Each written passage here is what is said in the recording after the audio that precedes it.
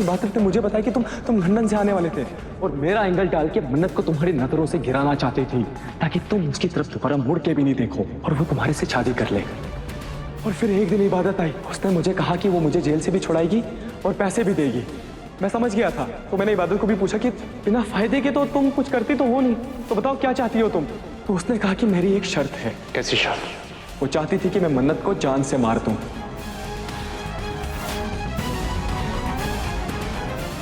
सुभान, सुभान, तुम ठीक तो हो ना? मैं ठीक कैसे रह सकता हूँ?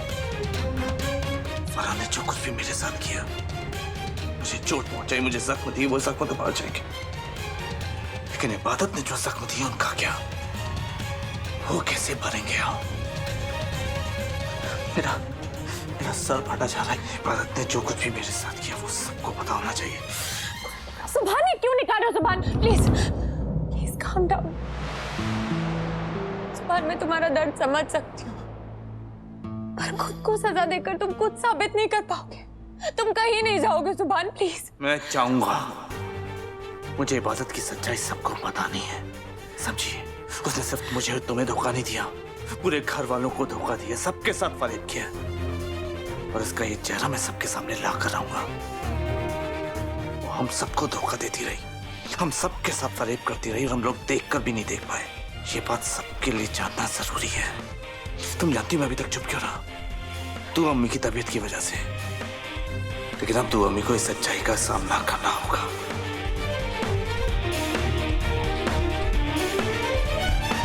मैं इबादत की सच्चाई सबको बताऊंगा, सबको। नहीं सुभान, सुभान रुको, सुभान देखो, प्लीज प्लीज रुक जाओ, प्लीज बात को मत बढ़ाओ।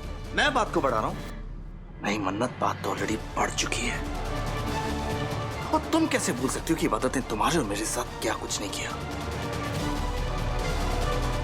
फरहान को तुम्हारी जिंदगी में भेजा, तुमसे झूठी मोहब्बत करने का नाटक करवाया, तुम्हें जान से मारने की साजिश की, फरहान को, उस दो कौड़ी के लड़के को जेल से छुड़वाया, और जो कुछ भी मेरे साथ हुआ उसकी जिम्मेदारी वो इबादत है। मैं इबादत को कभी माफ नहीं करूंगा। और हाँ, जान तुमने बचाई मेरी, लेकिन इसका भी क्रेडिट वो इबादत अपने सिर पर लेना चाहती है, लेकिन मैं ऐसा होने नहीं दूंगा। और वैसे भी कहते हैं ना कि जुल्म करने वाले से बुरा जुल्म सहने वाला होता है, राइट? वो इबादत हम सबके सामने, हम सबकी नजरों के सामने क्या कुछ करती गई, हम देखते हुए भी नहीं देख पाए। नहीं, ये सब तो मैं सबको बता कर रहूंगा। सुभान, सुभान एक मिनट, प्लीज बैठो, प्लीज। ये सब करके मुझे क्या मिलेगा? आखिर वो मेरी ही तो बहन है। तुम इबादत को अब भी अपनी बहन समझती हो? जो कुछ भी उसने तुम्हारे साथ किया ना, वो एक बहन नहीं एक दुश्मन करता है। इनफैक्ट दुश्मन भी किसी के साथ ऐसा नहीं करता। और भूलो मत मानना कि इबादत अपना मकसद पूरा करने के लिए किसी भी हद तक जा सकती है। ये सच्चाई सबको बताओ। तुम मेरा साथ दो, पूरे घर वालों को बताओ, पूरे खानदान को बताओ कि इबादत ने तुम्हारे साथ क्या कुछ नहीं किया। कैसे बताऊं सुभान? कौन यकीन करेगा मेरा? मैं भी चाहती हूँ कि मुझे इंसाफ मिले, मैं ये लड़ाई लड़ूं, पर किससे? अपनी ही बहन से, जिसने सबको बहकाकर अपने काबू में कर रखा है। सुभान, मैं जानती हूँ कि अगर तुम्हारा साथ मिलेगा तो मैं ये लड़ाई जरूर जीत सकती हूँ, लेकिन इस वक्त मैं तुम्हें स्ट्रेस नहीं देना चाहती सुभान।